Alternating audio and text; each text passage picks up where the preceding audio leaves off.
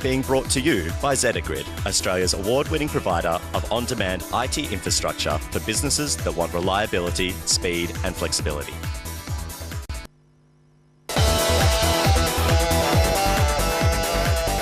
If you want to win some free tickets to go to the Good Food and Wine Show, you need to get on Twitter. Hashtag the buzz, the cleverest, funniest, stupidest, weirdest. You're making the rules. As long as it's not abusive, then you could be in the running to win a couple of tickets. In fact, 2 lots of 2. Abusive and it can be abusive and funny, you know, light-hearted kind of. As long as it's at Paul. And the tickets are really good too. We've got 2 of the VIP tickets, so you know that's pretty nice in itself. And then the other 2, you kind of get up a little bit cozier with Matt. And I've got to tell you, I got a good vibe from the guy, if I'm honest. It's the lifestyle food chef's table.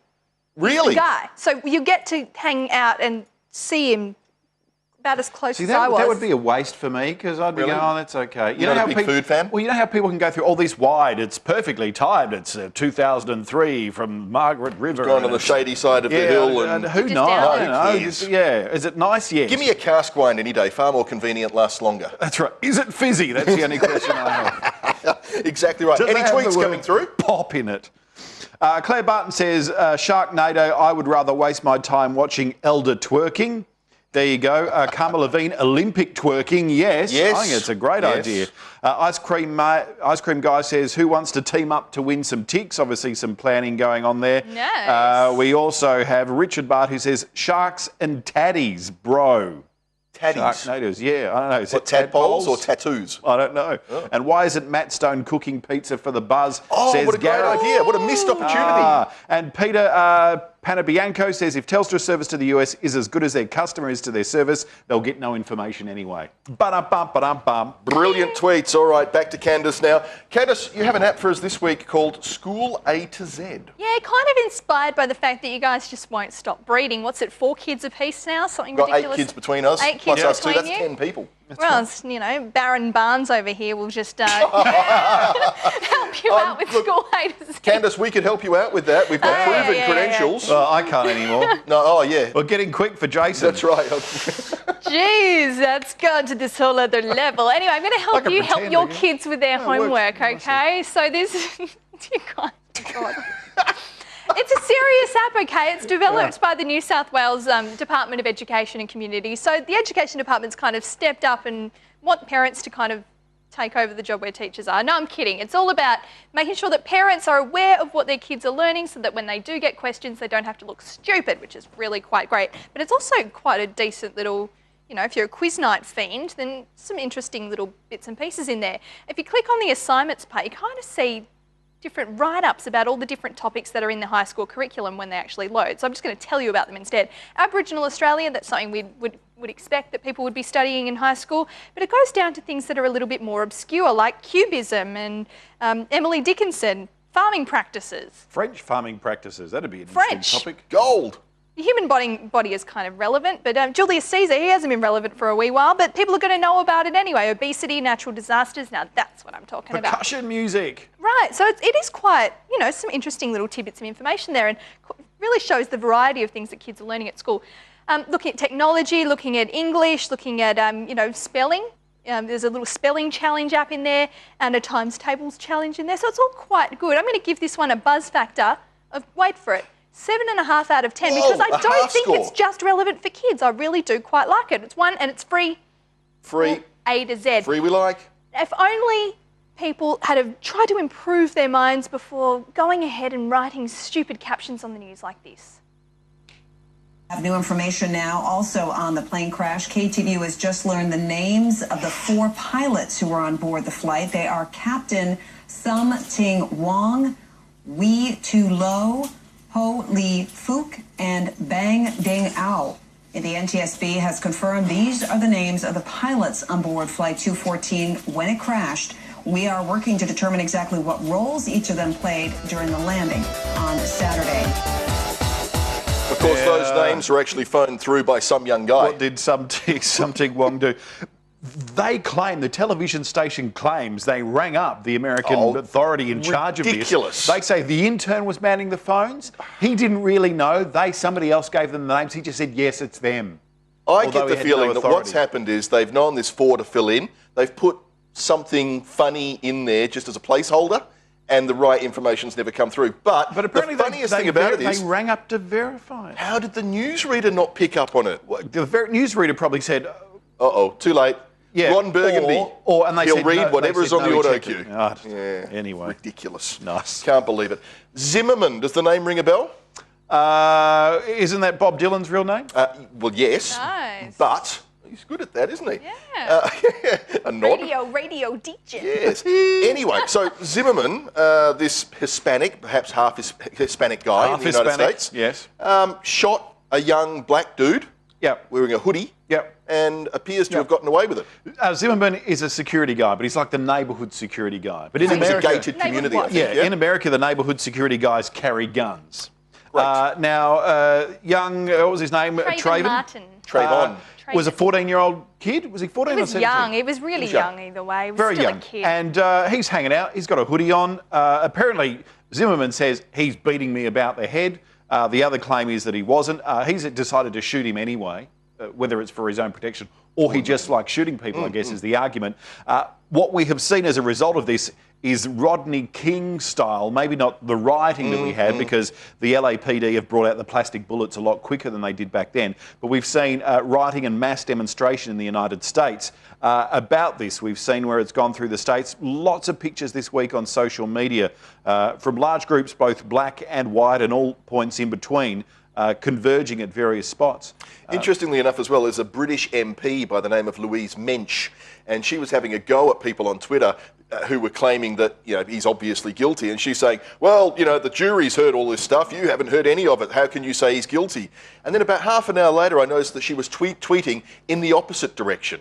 She's did no consistency whatsoever. Well, you don't need consistency, you just want followers, isn't that how it works? Yeah, primarily, yes. Yes. So interesting to see, though, that they've brought out the plastic bullets quite early, obviously, to quell this. And I would imagine that social media and the power that has would have the authorities a little worried that it could get out of control. So you think social media in this instance has potentially exacerbated the situation? I don't think it's exacerbated it, but I think it's brought on a stronger, more immediate police response to any sort of gathering. There is a social media campaign kind of going on. They're calling it hoodies for Trayvon, like get your hoodies up, because hoodie was one of the big symbols of this. The guy was wearing a hoodie at the time. The argument was that it wasn't a particularly welcoming image for a person wearing a hoodie. But yeah, celebrities been tweeting about it and members of the general public just flipping the hoodie up in as a, Look, whenever I see a dude in a car driving around with his hoodie on, I tend to think he's a bit sus, but that's, that's just me profiling. Oh, but luckily, stereotyping I don't have a gun, so it's okay. Anyway, we've just had the first test. And 14 runs. First testing what? In cricket. Cricket, The Ashes. What is cricket? At Trent Bridge. It's a sport, is it? 14 runs England won by, which is quite amazing. Australia just one wicket would have taken them there. What happened at the end? Was there any controversial decision? Oh, there was controversy. The hot spot was the controversy on the main, because he did. It's snick, that sound. But don't they have a review system There for that was now? a review system, yes, but even the players kind of agree, Anyway, the first three quarters... I was going to give you a chalky frog if you nailed that. There's no quarters in a cricket... Anyway. Yeah, you slipped yourself up there, buddy boy. Candice, can you tell us, it's still maybe impressive. How can I follow the cricket when I'm not actually watching it? Well, here's an app for you, mate. That you don't really have to know a lot about cricket to kind of enjoy what CricBuzz has to offer. Now, it's not Australian focused, it's not New Zealand focused, it's really, truly an international app, which is what I really like about it. A lot of the other cricket apps out there at the moment, particularly coinciding with the Ashes, are very Australian focused or very focused on just the one series, which really is the kind of app you're going to delete after the series is over. CricBuzz, it's looking at all matches all over the world. We're looking at international and decent level here. News stories, results of the matches at a glance, really quite a decent app. I'm going to give this one a buzz factor of 6 out of 10. Not too bad. A video that really inspired us a lot this week was Malala, the girl who was shot trying to get an education. We must not forget that our sisters and brothers are waiting for a bright, peaceful future. So let us wage a global struggle against illiteracy, poverty, and terrorism. Let us pick up our books and our pens. They are our most powerful weapons. Books and pens, most powerful weapons, Paul. I think that's crap. And the other side is when I see that, I can't help but feel they're dragging out a kid in the United Nations to help support the cause for what's going on in Afghanistan and what we're seeing there. Next time a drone blows up a village, we can go, well, look at this little girl. She thinks we're doing the right thing. You know, it's almost like a PR exercise. Yeah, I don't know. Speaking of other PR exercises, Jahar, the guy who eventually got caught hiding in the boat after the Boston Marathon bombing. His brother got shot. Yeah, it seems that there is a community, primarily of young girls out there, that want Jahar freed because they don't believe he's guilty. Well, he's gone to court. He's been driven in a cavalcade. Standing at this cavalcade are people with placards, people screaming stuff to the passing cavalcade about let him go, let him be free, he's not the person, these aren't the droids you're looking for.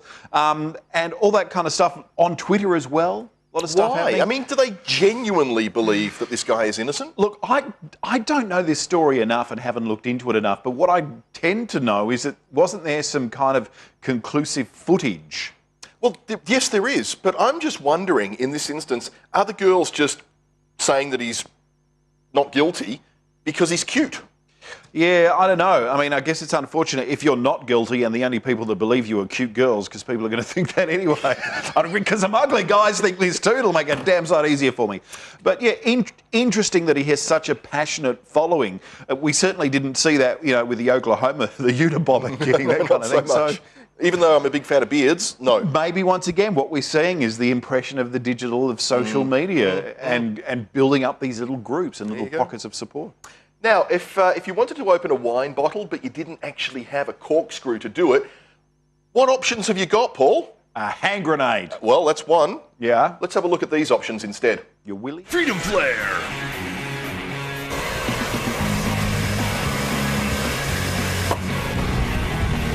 Win. Patriot Peace. Win. Victory Saw.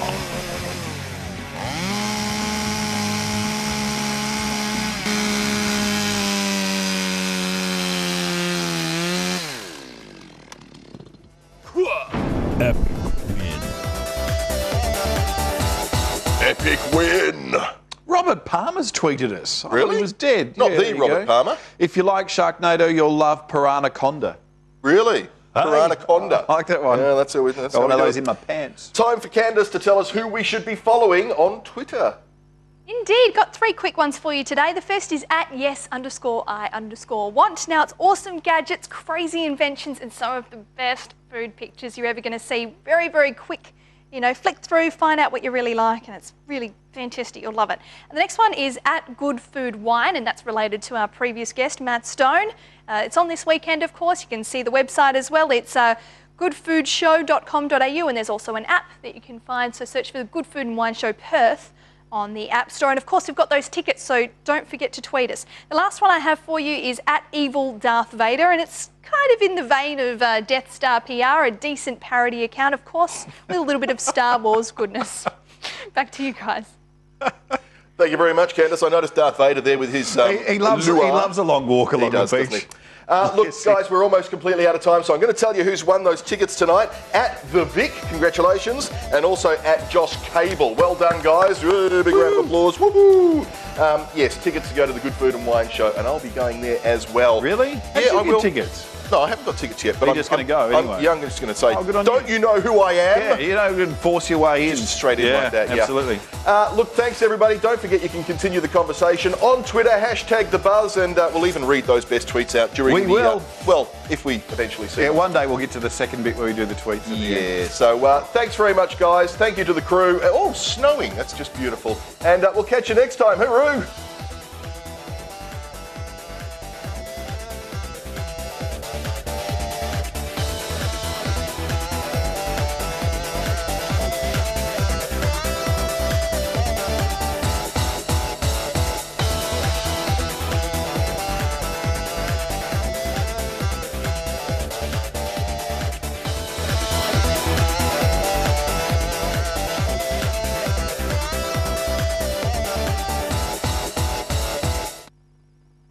The Buzz, Australia's only live, interactive social media program on free-to-air TV, was proudly brought to you by s03e18, Australia's award-winning provider of on-demand IT infrastructure for businesses that want reliability, speed and flexibility.